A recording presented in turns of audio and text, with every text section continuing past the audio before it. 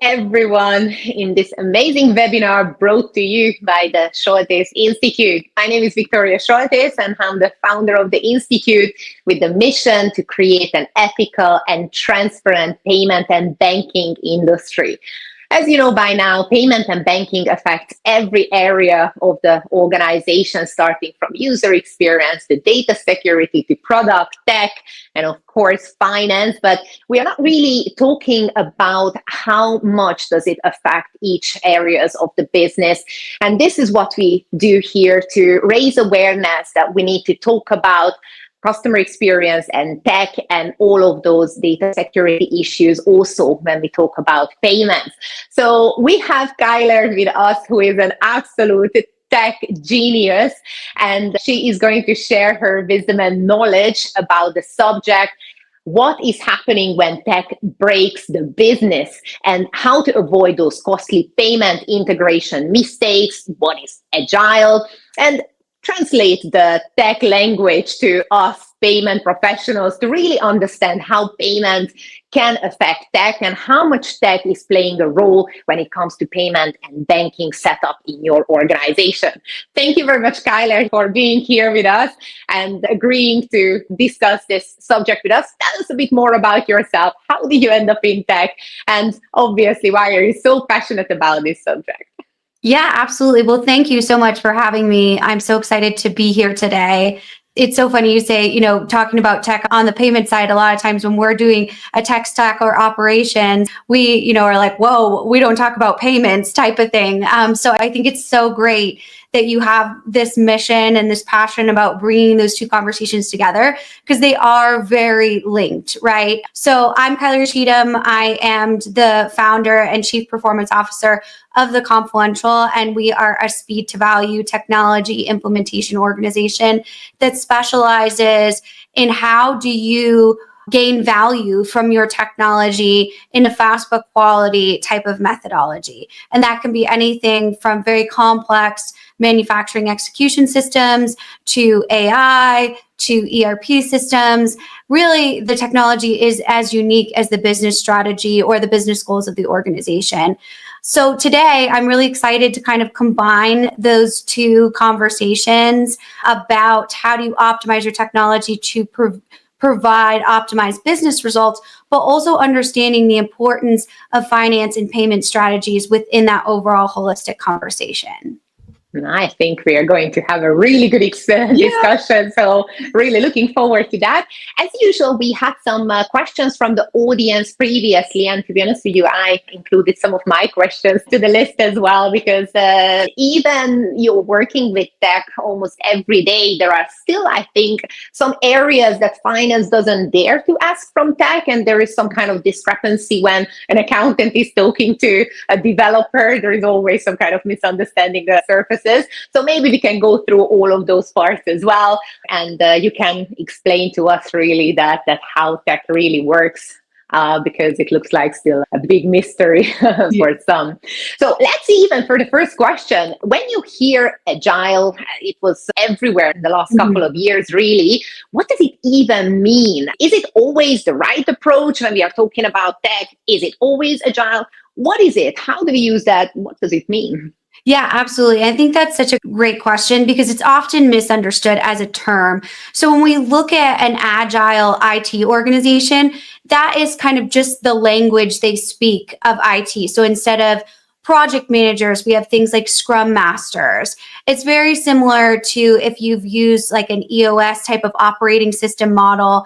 That piece of it is just essentially how they communicate and how they operate and execute as an organization. When we look at things like agile technology, that means focusing on implementing the new tech in each business unit so that you're able to look at an area like finance, implement that technology in that business area, take all of those learnings and scale it to the next business area. Decide how you're establishing value or measuring value in that business unit. And that's opposed to what we call a waterfall implementation approach or a big bang approach, right? That costs multi-million dollars across the organization, can be very disruptive, and if it fails hard, right? So those are kind of the two different pieces of thinking about agile technology. And agile has become so mainstream because a lot of times waterfall type of big bang approaches were done when you had a core operating system or a core enterprise resource planning system that was kind of the motherboard for your organization. And now, as we've gone into this overall landscape of tech being the backbone of just business in general, a lot of times it's hard to name an employee or a position and role in the organization that doesn't use technology on a daily basis. So it's really gone to being a pillar of operational excellence in the organization. So when we look at something like an agile implementation, that gives us the opportunity to go to finance and talk to those accountants and say, hey, what are your needs? What are your requirements here? So that we can make sure the system is effectively servicing their customer, which in this case is the finance department or those accountant-based users. Can I be agile as a payment expert within the organization? Can I also see it as like my responsibility is to raise a red flag anytime that I experience some issues on my end, or this is only for tech? Oh, 100%. Yeah, that's a great question. Being agile just in general, right? When we talk about either leadership style or different types of understanding where you're going with your consultancy or your career, then agile is a methodology that I always consider to be something that you need to be fluid and flexible with the changing of the marketplace, especially in things that are ever changing, like I assume, global payments or those banking relationships. It's your job as a consultant to be that helpful advisor to your client, right? To really coach them of how do we make sure that the business is meeting the marketplace and we're effectively servicing our customers? So being agile, I always think of it as a mindset, right? For my team, is we are making sure that we're thinking critically about the problems, but we're also innovating outside the box, right? There is no written requirement for how we need to solve problems. It's just about what's best for the business or what's best for our client. All right.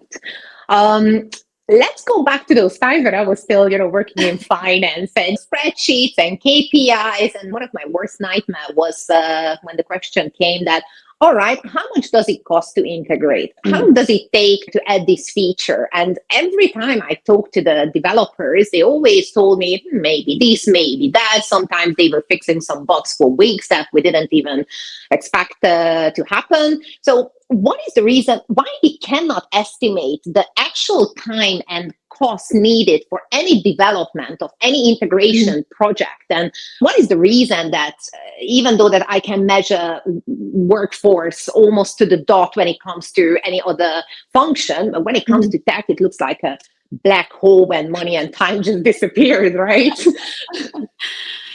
I think some of that is a lot of times what our vendor partners want you to think, right? That illusion or ambiguity around the actual timeline and cost is something we're really kind of debunking in the industry, if you will. A client has a right to know, or a business user, a business leader in finance or accounting has the right to know we can do a relatively estimated timeline when it comes to both cost and overall, how are we going to implement this? Is it going to take 90 days? Is it going to take 3 years, right? Those two things shouldn't just be this endless, complete cycle that we can't deliver and execute on those timelines. So I would encourage you, if you're having that conversation, whether it's internal and external, to make sure that you're kind of pushing back on that, saying, you know what, we need to really understand how much this is going to cost, at least ballpark. Those vendors should very much be able to give you that timeline.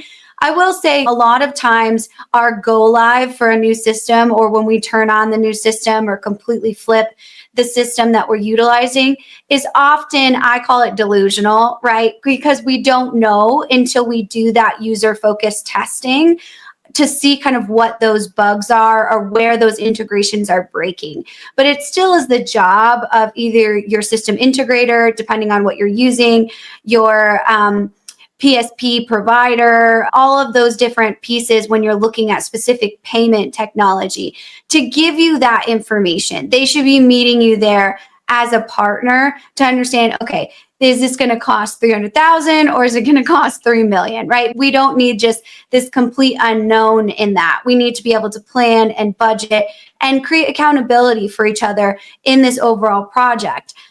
So that's something that definitely my team and I, we don't put up with a lot, especially from our vendor partners, is we need to know how much this is going to cost. I will say when we look at things like these specific technologies in things like payments, those integrations can be challenging because anytime a system updates, even if it's not the payment system, say it's the core operating system, then those integrations need to be managed, right? So all of those different stacks that are integrating into the system or those databases or data sets are going to need to be maintained and healthy so that we know each of those integrations are being tested and their health checks are going on a regular basis just to make sure they're functioning correctly. Right. I like you because I think you are the first one who told me that, yes, the dev teams really need to give you a proper timeline and the budget, which is usually not really happening. However, I saw a statistics which says that around 70-80% of the tech implementations actually fail. Is that true? What does it mean, failing, and how do they fail, and how can I plan for that, as a finance professional sitting in finance, that knowing that, okay, 80% of whatever I'm planning for is going to fail. What's happening there? I know, I'm sure the finance department is, just because it's always, that type of kind of fear mongering, if you will, in our industry when it comes to the data and overall industry analysts, because a lot of times they're trying to sell you something. The Confluential Mind company is completely provider agnostic. So our only contracts are with our clients. We don't take any sort of money or financial relationships from software vendors. So that gives us the opportunity to be totally focused on what's best for our client. So a lot of times when we're saying 70 to 80 tech implementations fail, well, we have to define what is failure. And I think that's the more important question asked here is, what is your success metrics? What are your KPIs and what are you measuring? How do we ensure that we're aligned on that, either as an executive team or a finance leadership team, to ensure that we're measuring actual business value? Are we trying to mine for excess costs and lean out inefficiencies in our financial process? Are we trying to become more lean as an organization and rely on things like automation and AI? Are we a city government or a country government that's just trying to get digitized? So we're getting off things like wet signatures on checks and all of those different modernization tactics. We have to know what that means in order to find out what failure actually means. So when we see all of those bigger ERP failures or those implementation failures that cost hundreds of millions of dollars, that train was wrecking, right? That came for years to come. And the thing that we didn't do was be honest and transparent and surface those issues as an organization to say, hey, these red flags are happening or these issues are going on. And we need to ensure that as a business that we're actually monitoring those success metrics, or we're riding the train, if you will, to ensure that we're not creating failure outside of what our control and our influence are. And that, again, is holding your vendors accountable, whether it's your system integrator on the technical side, or it's your vendor that's actually selling you the software, or it's your outside consultancy that's helping you to ensure that you're hitting those business goals. It's all about that alignment and that understanding, so we're marching in the same direction. Right. Let's get an example, right? Let's say that I'm a very huge, successful e-commerce business. I've got operations all over the world. And the new vendor, payment provider, comes to me and they say that, hey, we can give you lower price, but obviously it needs to be integrated, tested, implemented, and whatnot. So I need to make a decision, does it even worth it? But when it comes to technology, I know as we said, that there could be some differentiation, the failure could be present. So what do you think? What are those main hidden technical costs when I'm integrating an external vendor, like, in this example, a new payment provider? And how can I calculate with these fees? How do these impact on the ongoing operations as well? Because it's one thing that when I'm spending on the technical integrations, but maybe those could be some extra fees on the side, which is breaking the current system, blocking some other parts of the business. Obviously, everything is connected with everything. What are your experience with that, and how do you overcome that to really see the costs? Yeah, absolutely. Payment service providers a lot of times have this narrative that it's just we plug it in and it goes. And that's their job, right? Their job is to sell their software. They have an agenda in that conversation.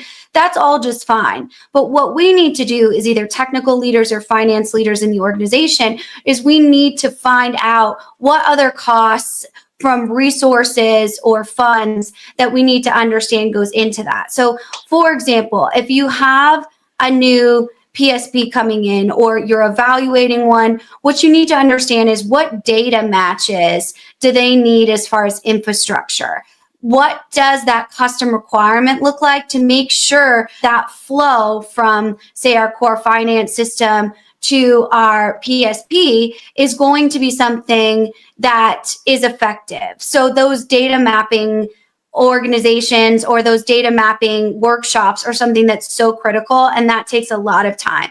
A lot of times they're sold this, the customer sold this, and they don't understand what data needs to be in the system or what their current infrastructure needs to look like, or a lot of times even where their data is. Where is it stored? How is it managed? Who's upkeeping that in the organization? Is that the responsibility of IT, or is that a financial responsibility?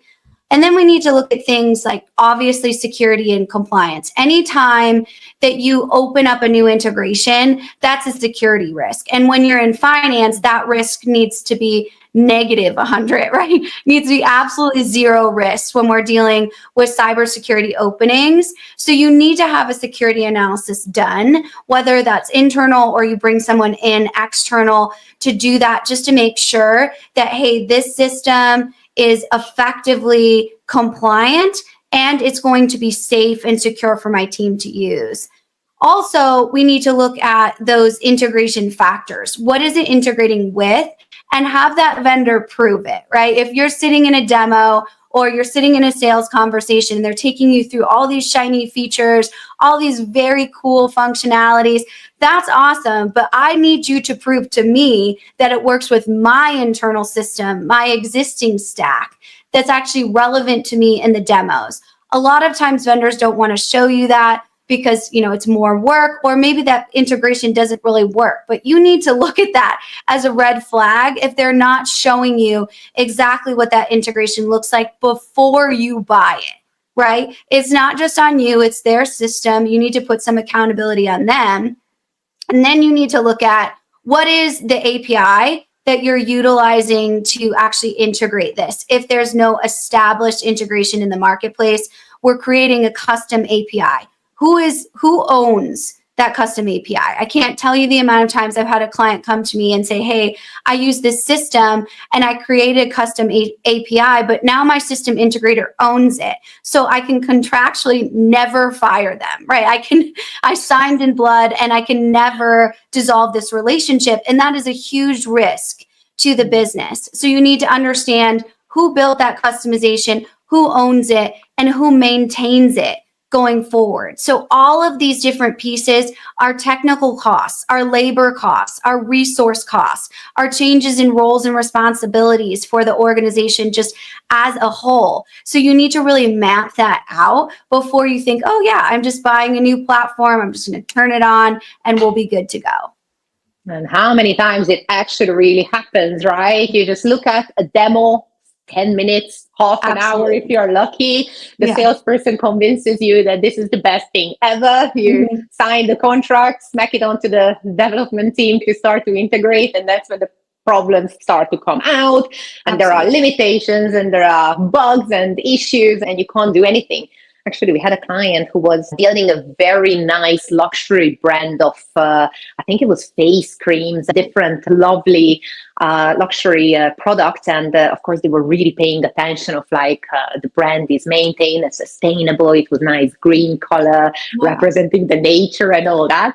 And they found a payment provider who was like 0.5% cheaper or something like that, which was like this brutal orange and purple, and the customer experience was like broken. I mean, technically it was good, but it just didn't really match the beautiful colors. And every time that when you wanted to pay and the checkout page came up, the clients were freaked out that what is this, right? How does it look like? And of course, finance is not really looking at the customer experience on that, and tech is just integrating whatever they tell them to do so. But tell me a bit more about these technical limitations, because that's just one example, but I'm sure that there are so many other technical limitations within these external vendors to affect the company's scalability and user experience as well. And why do we find out these too late? And is there any way to do more, testing, run it with different departments? Like from a tech perspective,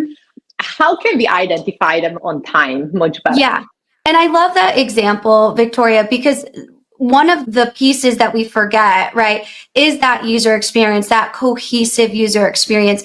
And even some bigger software providers like SAP, which is arguably the largest in the entire world when it comes to internal software providers, have hired actually designers to come in and do their user experience, because that designer understands the creativity behind how an experience needs to look. And now, especially that we have savvy customers around the world, if even something in an e-commerce model looks a little bit nefarious or sketchy, right, then the customer is bailing, right? They're out of there. They're not at all going to take that risk. So that's so critical in that example. And, some other things that you really need to consider is just what the vendor's showing up for you. If you are going through a demo, you're not talking to a real person, you don't have an account representative. A lot of times these SaaS providers on these platforms are kind of faceless, right? There is no partnership. There is no number to call, right? If you have an issue with your system. And that is a huge red flag for that relationship. You need to ensure that you're talking to someone that not only the salesperson, right? Because their job is to sell you it. And arguably in the software world, we have some of the best salespeople there are, because there's nothing harder to sell than technology that's totally intangible. You can't hold it. It's not a product. You can see it, right? But it's a platform that you're selling. So a lot of times they're very skilled salespeople, but you want to ask questions like, who's going to be on my account management team? Who do I call when I have an issue? What's your plan as far as integration and testing? They should be able to provide that to you. If they're not, if they're like, what are you talking about? Again, showcases. That might not be the best relationship for you to invest in as a business. So push those vendors. Make sure that you're asking them to show up for you in these types of different relationships. Hey, I have an infrastructure that looks like this, and my architecture and IT looks like this.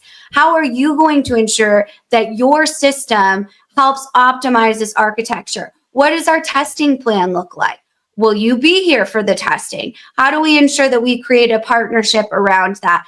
And then I always say, bring in someone as your advocate or your coach in that technology conversation that's going to sit in the room and kind of check that vendor a little bit and say, you know what, we need you to come meet this business A, B, or C and ensure that you understand this specific requirement that they have. And you need to walk us through how you're going to ensure that requirement is fulfilled and maintained moving forward. So a lot of times that, whether it be a consultant, whether it be a business coach, whomever that's just contracted to achieve your goals, that has no relationship with the vendor, so that you can really trust that they're there to be your advocate, that person is going to speak that language, just like you speak finance. A lot of times that person is going to speak tech and say, okay, we need to hold this vendor accountable for A, B, and C to ensure our implementation is effective and that we're actually receiving some ROI on this platform investment. But how many times it happens when, as you said, you don't even talk to those vendors? Like I'm talking about, the biggest banks and biggest acquirers. When you're just applying online, everything is automated. You go through the onboarding process and then you get a piece of code integrated on your website and you're good to go. And it's supposed to be making life easier, right? Because then there is no friction, there is no communication. I need to wait for you. You're on a holiday. Let's find the time when we can both talk. But it's a huge risk as well, right? As you said, because what I see might be not even there, might not even serve me, or I'm having a different expectations that the vendor can deliver.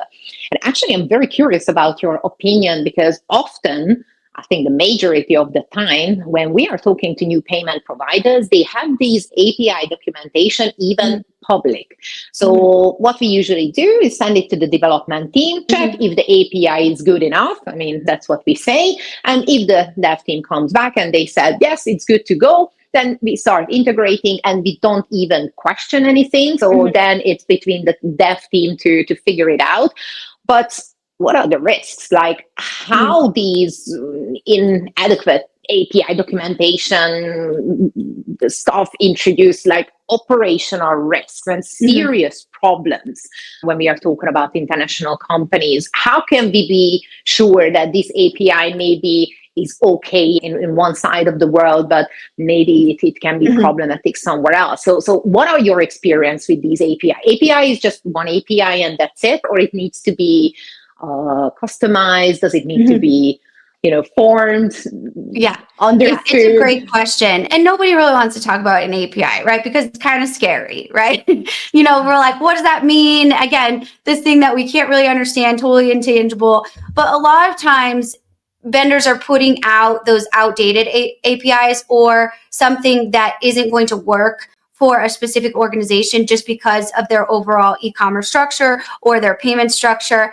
An API is often as unique as the organization. So maybe that API that's public will work for you, but there needs to be scenario testing around that. And you need to look at the API as a living, breathing initiative or a strategy that needs to be checked on, a weekly basis, a monthly basis. There needs to be health checks to ensure that this API is functioning correctly. And a lot of times what we see is kind of misinterpretations of the API of it works in this scenario with this tech stack, but not in this scenario. And 60% of our customers can handle this API. Okay, well, what if I'm in the 40%, right? And so you hand it to the developer, and a lot of times they just test that scenario. So say you're an e-commerce business out of Spain and all of those payments are going through Spain. What happens when you have a customer in California, in the United States? What about that scenario? You need to use all that user traffic and really understand the risks behind that. I think there also is a lot of incorrect implementations when it comes to APIs. How do we handle errors? How do we handle reentries? How do we handle authentications? All of those different pieces that you need to take the system through to. So if it takes your developer, especially if they're an outside developer, a couple hours to test the API, that's not it, right? We need all of these different scenarios that they need to work with the business users to say, okay, what are these different customer profiles that we need to actually run through the testing phase? And then we have to look at things like an increased reliance on like support tickets, right? What if the system fails and we're having this very slow resolutions for our customers? That's not our API. We didn't build that. We don't have control over it, right? So if it breaks and we're utilizing an API that's managed by a different vendor and our customers are having a really bad experience, how is the vendor going to help us troubleshoot that or handle it? And so for those global businesses, we really need to look at different regions, troubleshooting, localizations, outages. How do those really become systematic? And looking at all of those different holistic strategies to make sure that our IT or our API is resilient and we understand how it works for us, not everybody else. And where does the responsibility end from the side of the merchant, and where does it start for the vendor? So when the merchant is sending all that data to the payment provider, as soon as it goes through the API to the tech provider or to the payment provider, that immediately becomes the responsibility of that vendor? Or how can you actually pinpoint that what part of the responsibility hits what side of the partnership? I love that question, because that should be something you ask in the demo. That question right there should be something: when is this my responsibility and when is it your responsibility? And how are we going to ensure that if it is my responsibility and I need help, that I have access to you? Of course, I don't need, your cell phone number, right? But I do need some level of support that I can call into a help desk if there's an issue or anything like that.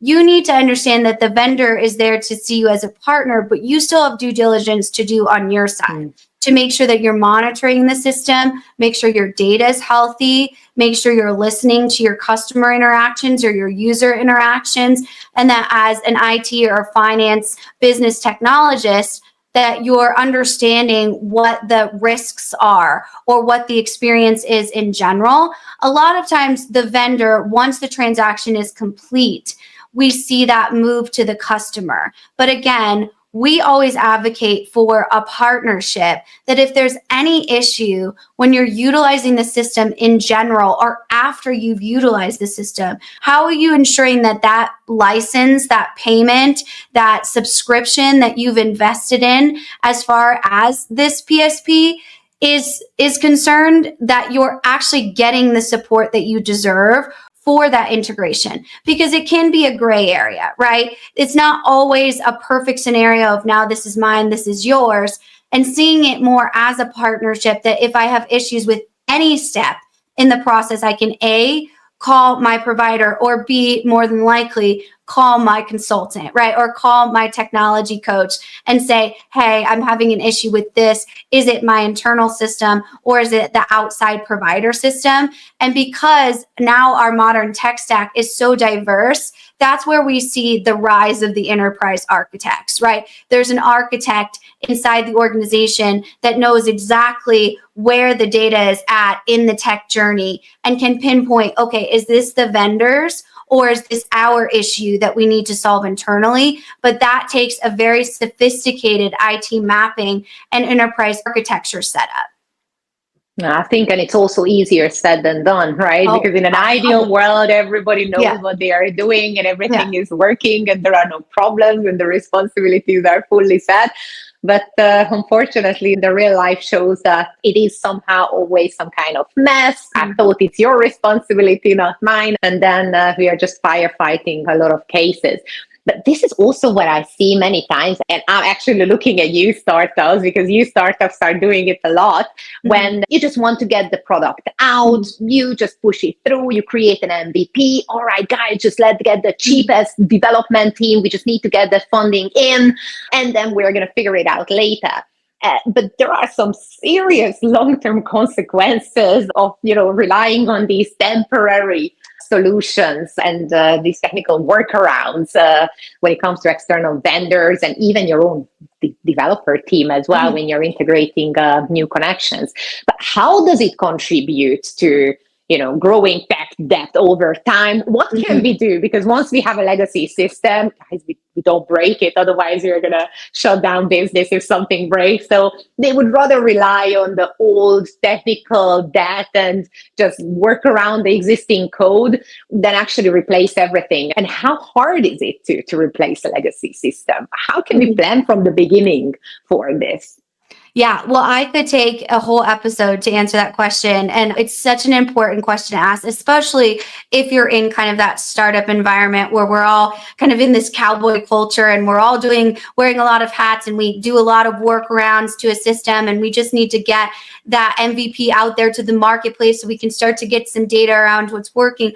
All of that innovation is really cool, right? That's awesome that you have that motivation and that need for speed, but we have to look at the value that comes. And especially as business leaders, we need to make good, sustainable decisions when it comes to how we're investing in technology. Because when you are a small to medium-sized business, a failed technology implementation can mean bankruptcy or closing your doors. And we've seen that happen before. And unfortunately, that is just the consequence of, buying things, getting it out there and not thinking through the long-term strategy. So when we're looking at things like a just for now solution or a workaround, a custom code, a patch, anything like that, we're creating these really kind of fragile dependencies that could easily be broken. So think of it like you sewed something on with one thread to one of your pieces of clothing, and you're like, this is just going to work for now. Well, then you go out into the world and you're moving your arms around, you're doing all of these different things, and that thread is stretching and stretching and stretching, and it's not solid and it's not quality, right? It just was, I had to get out of the house and my arm can't fall, or my arm sleeve can't fall off my jacket, right? So we need to look at how we create that plan for that just for now. I'm not at all saying or depending and living in a delusional reality that sometimes we don't need those just to get that push out the door. But we need to have a plan for how we're going to enforce that or replace it, and look at a technology roadmap, even if it's just a very, very brief skeleton for what that looks like.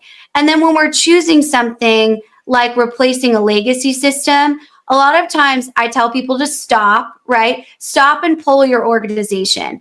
9 times out of 10, I can't tell you the amount of times I've sat in an executive meeting where they're like, everyone wants a new system. They all hate it. They all complain about it. Well, also, change is very scary. No matter what change it is in the organization, process, organizational, technology, strategy, those are all things that can birth fear and overall resistance in the organization. So if you don't have a data set and pull your organization to say, are they actually ready for a new system, then you don't have a baseline to start with to move forward on choosing that new system or replacing that legacy system, whether you're doing it through a waterfall approach or an agile approach. It doesn't matter. If you don't listen to your people and understand where they're at right now, then it is going to fail. I promise you that. And so when we look at how do we not create that very expensive technical debt, we need to start with looking at the people, looking at our current state, taking a breath and seeing what we have now. Engage someone that kind of knows what they're talking about, right? In where your business is, whether it's an SMB specialist, whether you're a Fortune 100 company, it doesn't matter. Bring someone in to assess what you have now and then build a conscious and intentional roadmap going forward. Faster is not always better. Sometimes workarounds need to be there as something that is temporary, but your mindset around it is just that. It is temporary. And the last thing I'll add to that is do not blindly trust your vendors. Remember, when you do that, you create a huge risk. And I get it, right? It's very easy to say, okay, this is their expertise. Just go do, I have a whole new business to launch, or I'm very busy with my day job, right? But you need to manage to that vendor, or you will create all of these risks when it comes to technical debt, or rely on somebody else's business for you to make good business decisions. And that is the biggest risk when it comes to technical debt, is just losing control of your overall operations or internal systems. You are so right. And I think people don't even understand that how often it happens. And even with the biggest companies. I was in Especially a conference. With the biggest companies. Yeah. Exactly, with the legacy system, right? Yeah. You think that they got all figured it out and they have everything top notch. And I was in this conference, and you go around and just chitty chat with everyone. And there was this gentleman who came up to me, and we started to joke around and talk about the industry. And he says to me that, right, don't tell anyone. But we got around 500 line of code that we still don't have a clue what's going on. But every single payment is going through that 500 line of code, and we don't dare to take it out because that is going to break the whole system. I'm like, what do you mean?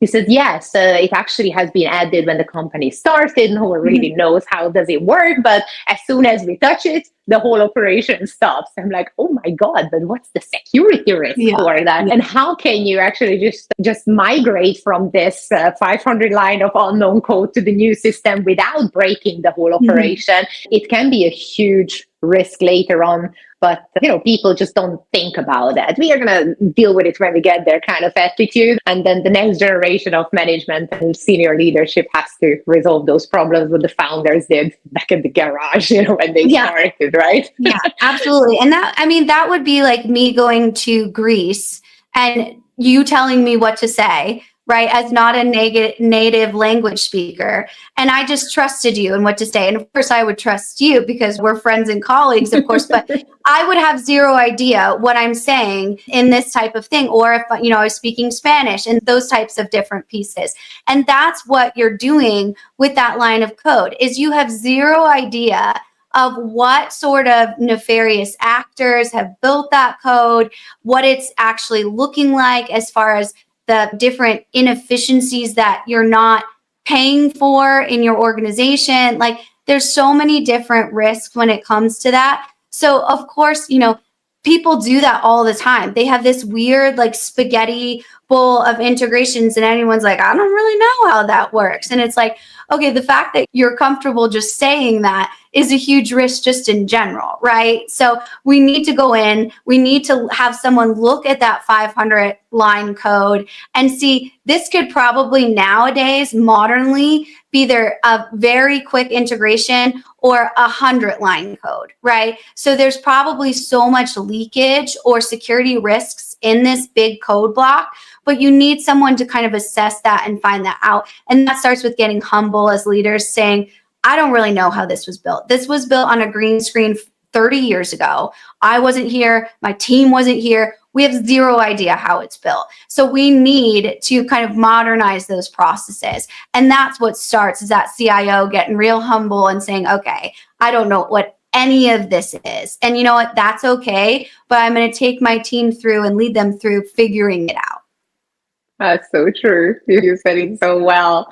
But okay, what can we do? How can organizations then shift their mindset from this delivery timelines to value timelines, not to rush into things, but then deliver value? And, how can you even set the KPIs right that people are not chasing after the wrong thing?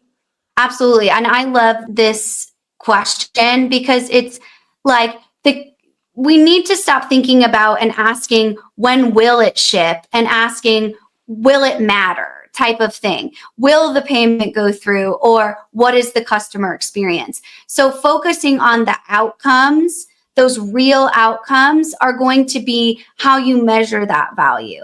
Is it time to user adoption? So many times we see organizations buy this beautiful, sparkly technology, and then their users are either scared of it, they don't know how to use it, they don't feel like it's effective, and they create these temporary workarounds that then become a core competency in the organization. So maybe that's a standard that is the value of how many people are actually utilizing this system.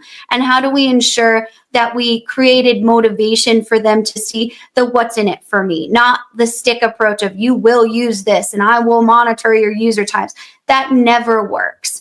And maybe it's like a time to impact KPI or conversions or a net present value, all of those different pieces. You have to decide as an organization what you're going to measure and how that value actually comes to term, and you measure it to there. When we take our approach, which is a speed to value approach, a lot of times that's disruptive in the marketplace because everyone wants to say, we can't do anything fast. We can't do anything fast. Mm-hmm. And it's like, well, actually, we can do things efficiently and fast as long as we take it one area of the business to the other area of the business.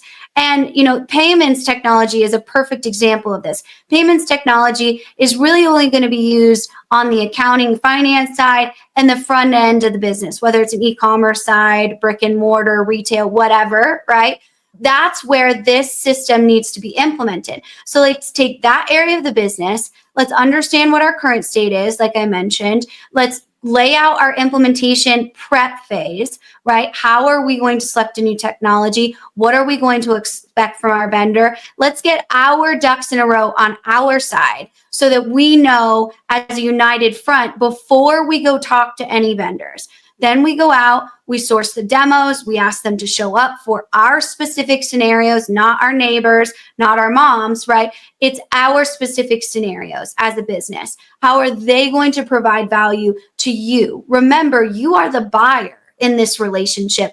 They are the seller. A lot of times we forget that dynamic in software because we are treated as we should have this privilege to use the system when it's like, no, just like buying groceries at the store, right? We need to ensure that we understand how that system is driving value. And then we need to look at our optimization phase. So that plug and play after go live, the system does not just sit there, right? We're optimizing it. We're measuring user experience. We're listening to our employees about their experience with the system, and we're tweaking it. We're constantly making it better. And we have an optimization plan around that. How can we shorten our transaction timelines? How can we make this page or our product page easier for our customers to go through? How do we organize our website for our skincare that we want to make sure that our product bundles are available or our best-selling products are on top? How do we ensure that experience is providing the most value possible, which ultimately is money, right? Is revenue. But there's lots of different steps that go into that, but it all starts with that prep phase, making sure that we have our strategies. They're aligned with our business strategies, and we know our KPIs, our value-driven outcomes as an executive team and then as a business user team that we're able to measure to. You mentioned at the beginning that somehow finance team are just speaking a completely different language than the development team. Now, based on your experience, how can leadership make sure that these two guys will start to speak the same language? How a project manager can be the mediator between these two, and whose responsibility is really to learn the other language, or does it have to be outsourced to the third party, like the project management here? There are some ideas that yes, of course, everybody should work towards the same goals, but when there are two so different functions with so different motivation, with so different mindset, how do you personally make sure that these so different departments can still work together with the minimum friction? Yeah, I think that's such a good question. And actually, my favorite part about working with clients comes in those workshops where we find that little nugget of empathy for what other people do in the organization. So for example, if we're looking at a payment technology, we're going to do our process workshops so that we can understand in the current state, what does everybody do now? And how are they feeling about how they do now? And so we get everyone in a room that is the business leader in the organization. And we always talk and joke about, and I'm sorry if this is offensive to the accounting departments, I promise you are important, but that forgotten accounting department, because nobody really knows what they're doing over there, right? They're the finance people, they handle it. That's kind of their area. And no one really ever questions that outside of that or really understands what they do. So when we do process workshops about matching the process to the technology, not the other way around, like a lot of times the vendor wants you, well, just change your processes. No, we're going to make sure the technology is servicing our established or our future state processes that we've made intentionally, not that we're just letting the technology blindly drive us down the road. So a lot of times when we have accounting in the room, we have manufacturing, we have development, we have, the front end website and sales team in the room, and they each go through the process together. You can kind of see this aha moment where you look at Susan from accounting and you're like, Susan, I had no idea you had to do that manual process just so that we could make our process work. And then now almost you're grateful for Susan because she's trying her very best to ensure that the business is functioning effectively. And you have, again, this empathy shift where you're able to look across this table and say, oh, I had no idea that you did that. Or when you have the business leader sitting in the room and you're like, I had no idea as the leader that you had to do this process and that you're doing this workaround because you have to make this work. Even in the larger organizations, always that business owner is like, you do what? And had no idea that this was happening. And that's where that real intentional change is made, and technology can support that. So when we're looking at how do we create these synergies behind these two people or these two different departments, it's sitting them down and actually asking them, what is your experience and what do you do? And you find this common ground. So now everyone's on board with, I need functions A, B, and C in the system. I can't tell you the amount of times I've talked to a developer or a project manager and they're like, yeah, we're going to have to ask accounting to do this, and we're going to have to make accounting do this. And it's like, why not just sit down with accounting and ask them what their actual requirements are for a new system, instead of just assuming that you know what they do or their experience? Wouldn't it be better and just overall more effective and efficient to hear that from them directly, so that you're able to then match a technology or select a technology that effectively services them, and even more so engage them in the process? So when it's implemented, they actually feel like they were of value and they were a part of picking that technology so they can utilize it, as opposed to it being forced upon them. I'm laughing so hard because I know exactly what you mean. I was in the exact same boardrooms, but I was at the other side of the table. Yeah. So I was finance. I was the Susan who tries to explain to the developers that, guys, we need to have this report ready. How comes that you can't change this Excel sheet to that Excel sheet? It's just like adding an extra line of code. And when they start explaining that, no, but then we have to go back to the source code, and then we are looking at each other in finance that, what are these guys talking about? I have no idea. That is just so easy, right? You just change the button from green to red, and easy as that. Actually, we had a case. It was a huge gaming company, and the regulations are always changing. And all of a sudden we had, I think, around like 2 or 3 months to develop a new way whereby we monitor how the players' data is being kept. So it's no longer the address, but it has to be separated by counties as well, because the county had a different regulation other than the whole country. So we were sitting there and we were thinking that, okay, it's so easy, right? It's like an Excel sheet. You just divide that. This is the street address. This is the city, if the city belongs there. It's easy, right? What do you need to develop on that for 2-3 months? And then, the development team just went through the whole thing, how the database is being handled and how hard it is to then reprogram everything and make sure it doesn't break. So I've been there. I've done that. I completely relate to what you say about this boardroom meetings. And it is indeed a nightmare to try to understand the other language, right? Absolutely. Yeah, absolutely. It can be a big challenge, but it's so critical that we go through that as a team to really understand, like from the accounting perspective, why do you need that? And the development perspective, the issue though is you need a strong project manager, because ideally, really the accounting team shouldn't really be talking to the engineers and developer. And we talk about that a lot and joke about it in our world. The developer is an order taker. They're a coding genius. They do not understand business strategy, nor do they want to. Just as a lot of times our accounting team does not want to understand the supply chain automation and manufacturing. That is not their world, right? But that project manager, a good project manager, should be able to take everyone's agenda, understand what that means, and offer a solution that meets all of those different things. Because if you're putting an American and someone from Spain in the same room and you're saying, hey, talk to each other, there might be nuances that we could get from nonverbals and a basic level of understanding. But if we're not speaking the same language, we're likely not going to be super successful in that conversation. so true, and you said it so right. It's the different language, right? It's different planets and different motivations. All right, the best for the last. I think this is the $1,000,000 question that everybody wants to know. What is that one question that teams should ask before they implement their next tech project?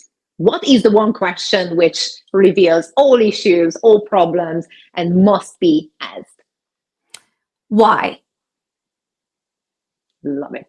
Why are we doing this? And a lot of times that's so simple and we skip over that question. A lot of times when clients come to us, they're like, we're ready. We want, automation. We want robotics on our shop floor. We want a smart crane. We want a digital twin. We want all of these very technical maverick type of technologies. And we're over here like, cool, awesome. That sounds great. Why do you want that? And they're like, because we want to be cutting edge, because we want to be digital first, because we want to, those are just words, right? It's like a lot of times when someone comes to me and they're like, AI is our strategy for 2025. And I'm like, that is a sentence, right? That is not a strategy, right? Why do you want AI? What kind of AI do you want? And so when we look at these types of different things, we don't need to buy new tech just because we want new tech. What we need to understand is the why behind it. Are we not being able to service customers in a specific region? And that is our goal, to ensure that we have a global presence for our e-commerce business. Are our accounting teams doing a lot of manual processes and we're not able to attract new talent, or we have, high attrition because people don't like working on our team because it's a miserable experience because they're dealing with 500 lines of code that they have no idea what it says, right? Why are we doing this tech project? Have a meeting around the why, and I promise you it will open your eyes, because sometimes we don't need new tech. And I know, coming from a tech consultant, you're like, what? But there's many times that we go into an organization because we don't have any financial relationships with software. We don't have to sell you software, right? We could look at what you have right now, and there could just be tweaks to different areas of your processes. There could just be optimization that you need for your current system. You have to understand what are the pain points and why are you doing this, in order to understand, should we actually invest in that new tech? Not just because we have this noise in this marketplace of we need to be AI everything. I promise you, more technology equals more complex problems, right? I always say I got the best parenting advice when I was on a cruise and I was pregnant with my first child. And this older gentleman, very kind, got in an elevator with me and he said, you know what, just remember, when they're 3, they have 3-year-old problems. When they're 30, they have 30-year-old problems. And that is the same goes for technology. When you have 3 systems, you have 3 problems. When you have 300 systems, you have 300 problems that you need a full-fledged IT team, and usually, an employee per each system at least, right, to manage all of that. Why are you doing that? What are you trying to achieve? And who are you servicing? Is it your internal customer? Is it your external customer? Is it both? You need, as a leadership team, be able to answer that question, create a project manifesto around it, and remind yourself throughout the different stages, when it gets hard, when things get tough, or people get upset, why are we doing this? You need to come back to that question and really hold it as your mantra throughout the project. I think you already saved hundreds of thousands of hours of research and understanding for me, even with this short discussion. So thank you very much for that.